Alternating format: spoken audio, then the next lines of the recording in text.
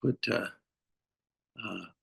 the screensaver up for a minute for those folks who came in late or for uh, guys watching this on YouTube. Welcome if you're just checking in some later date. And this piece of art spoke to me uh, deeply. And the music, by the way, was from the soundtrack to the Italian movie Il Postino, The Postman. If you never saw that movie, look it up and see it. It's great. It's all about poetry and what it leads to. Uh, so I just wanted to give another look at this. I could talk for 20 minutes about this picture, but I'm not gonna. So, so I'm gonna take the share down, and then we'll go right into the presentation.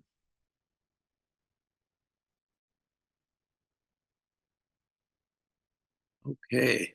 Well, the title for today's talk is "Bless the Mess for Heaven's Sake," and uh,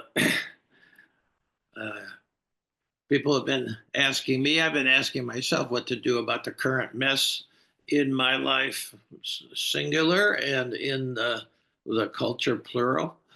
And there's a kind of subtitle for the talk today: Thank Heavens for the Really Real. There's so much just illusion out there. The Hindus call that Maya, just illusion, smoke and mirrors. Thank heavens for the really real. And for for centuries, the really real had three domains: the domain of beauty, the domain of truth, and the domain of goodness. And we're gonna develop that as we go on during the weeks. But just the idea of uh, beauty, truth, and goodness being the three sort of movements again. It's really hard to get away from three when you're talking about the really real: beauty, truth, and goodness. And this picture and the music uh, exemplified beauty. Um, People say we're in a post-truth period where we've lost truth, and truth hasn't been lost, but our the fact that illusion can uh, block it. And so we'll get a deeper understanding of truth and also goodness, which basically is a kind of beauty and goodness are both a kind of internal subjective experience. One person sees as beauty, another person doesn't see it at all. And goodness is about, well, what's good and what's bad. Uh, on the relative level of life, some things are good for you, some things are bad for you. So it's a kind of moral inner kind of compass too. And I think all that has sort of been lost, and it's been lost by the fact that most people for hundreds of years, at least in the West where I grew up, uh, thought those were the important things: not money, not quantity, not stuff, and not comfort. It's not up there. Beauty, truth, and goodness. Well, so I just got a couple of poems to share with you, with just a little reflection, and then that'll be the inspiration for today, and then we can sit with it in meditation, and then finally have a conversation about what mattered and what matters to you right now. This is called Bless the Mess, which is going to be in the Monday morning mail out. Hmm. Try to get it up on the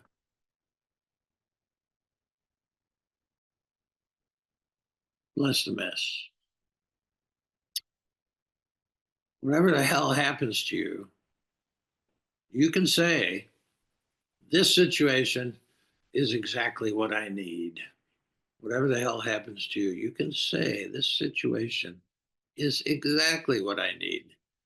It may look like a total disaster or the end of the world, but it isn't. Even though the moment seems negative, everything that happens is positive.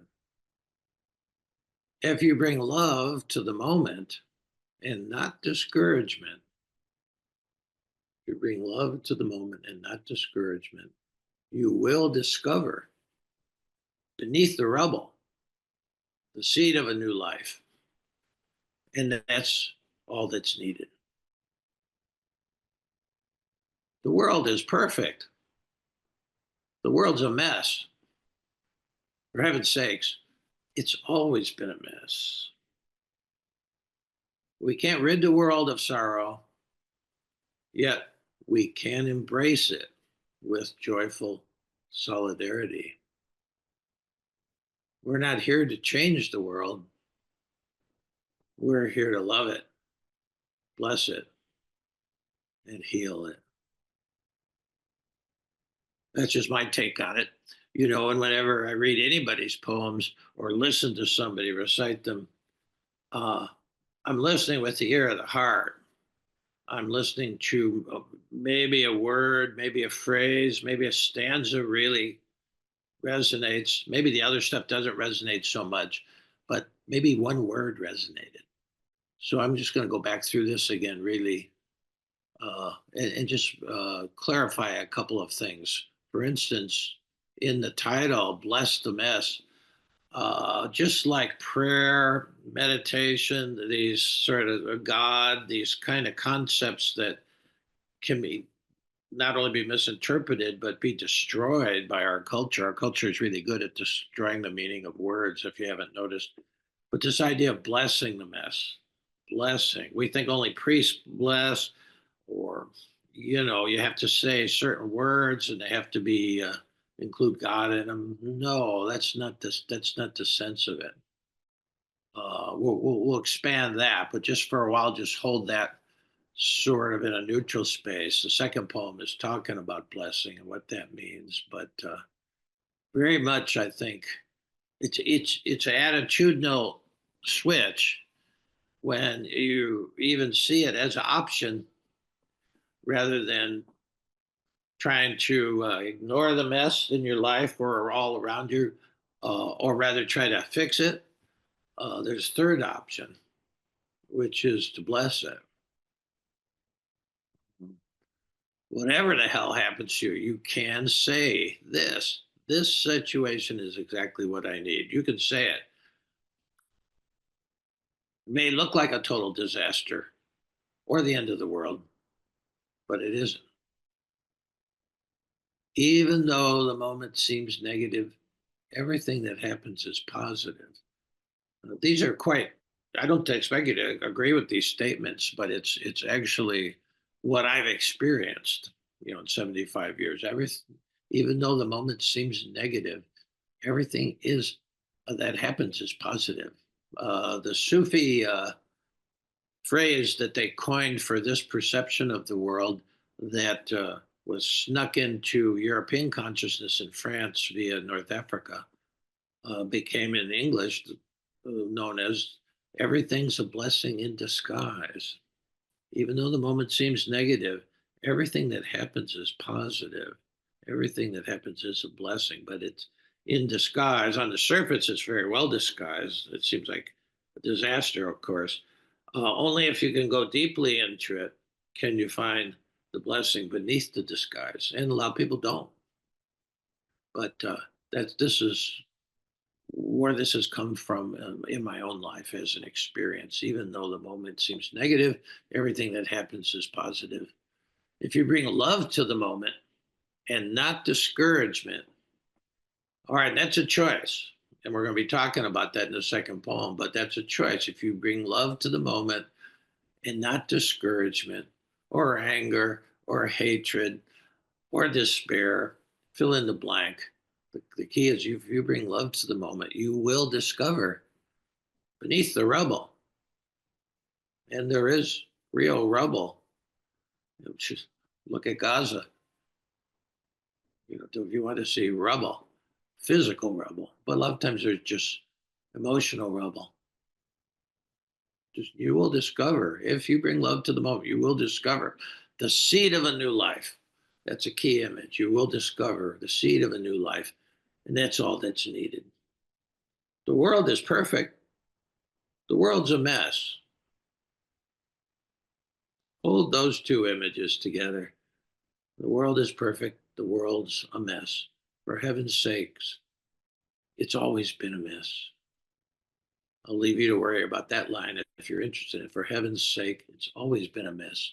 We can't rid the world of sorrow, yet we can embrace it with joyful solidarity. I, there's just so much sorrow in the world. It's always been there. Sometimes it's more, sometimes it's less. The world, you can't rid the world of sorrow. But the shift is you can embrace it with joyful solidarity. You can embrace the physical people who are undergoing, who are sad. Not even just talking about personal life in your own family, in your community. You can embrace them, the sorrowful, with joyful solidarity. The joy comes from seeing through the whole disguise of the mess. And it's joyful to be in solidarity with people.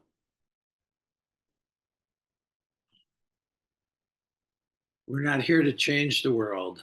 Maybe that's the line you need to hear. We're here to love it, to bless it, and heal it. Healing is the same word as wholeness, as health. And this illness can be healed. Brokenness can become whole. And that's sort of, we're here to love it, to bless it, and to heal it. Each of us heals the world through our being in the world and our orientation coming from love, as opposed how many of us right now are coming from love based on what's going on in your life right now, and how many of us are coming from anxiety or fear or despair or whatever.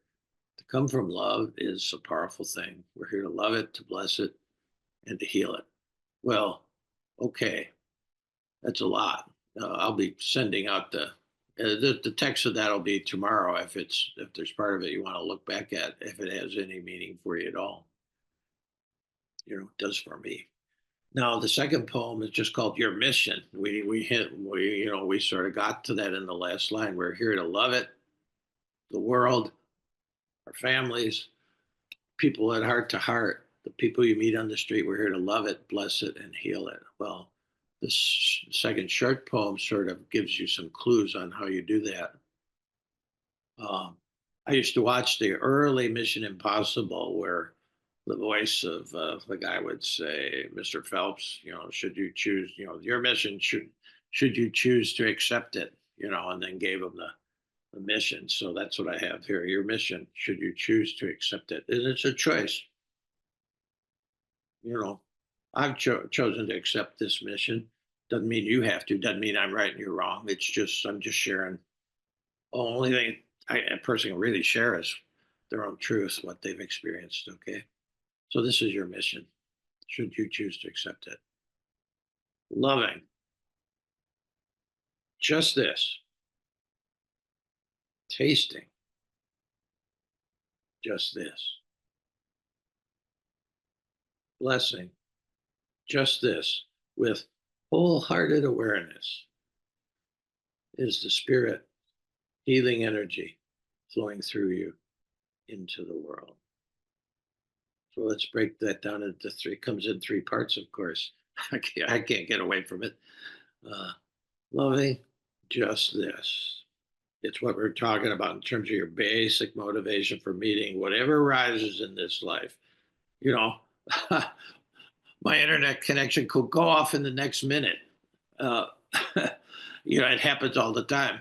Can I love it, or can I meet it with love, or can I meet it with fear? That's usually the big choice.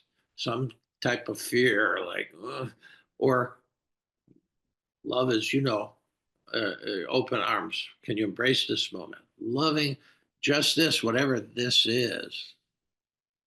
Some people find it hard to allow people to love them.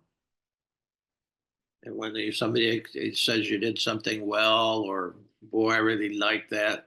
I know for a long time I resisted that, although that's what I was desperate for all the time because I really liked that poem. It really was great, and I'd say, "Oh well, you know."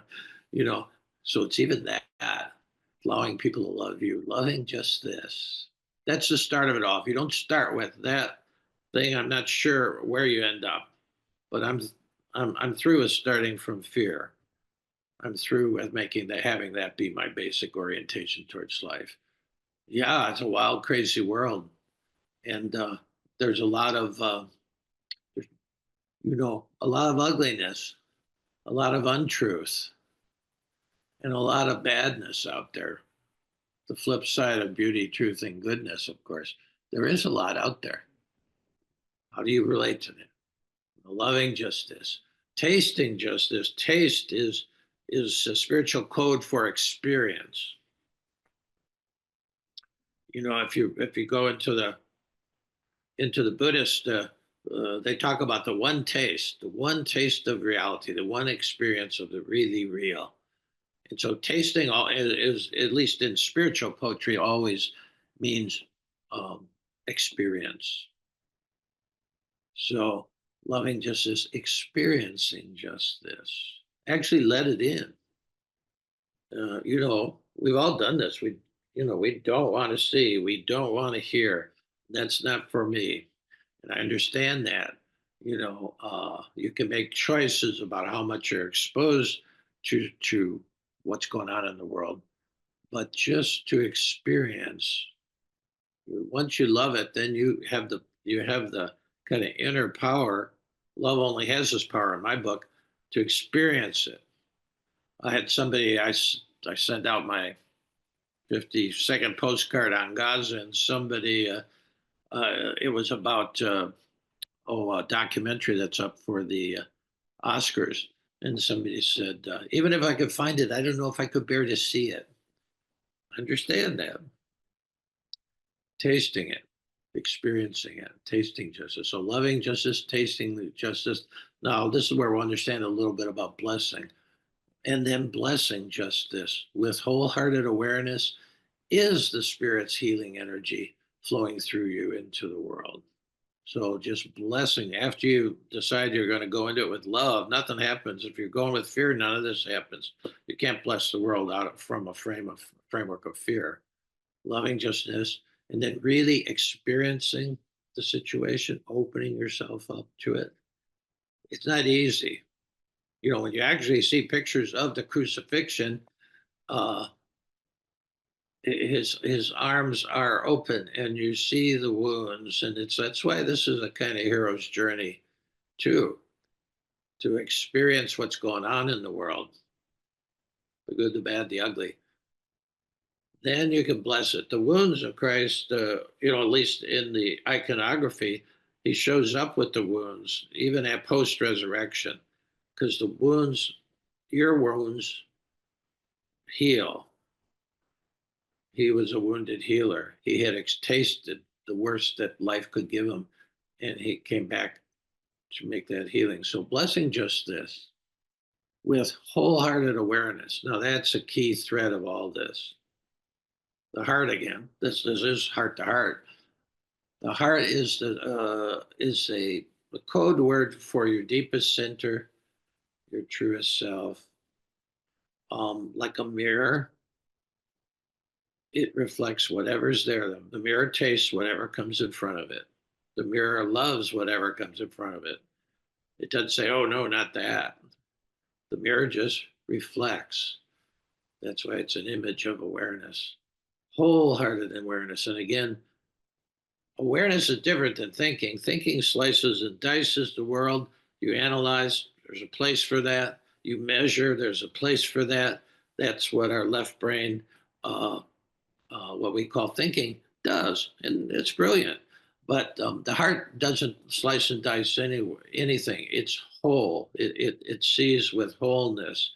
It's not dividing, and that's why that energy becomes healing energy, because we're also divided. People say we're so divided. We got, you're not going to pass laws, uh, and you're not going to even create laws that could unify people if you're not coming from a sense of wholeness. Everybody's got to be included in this. You cannot force people to open their heart.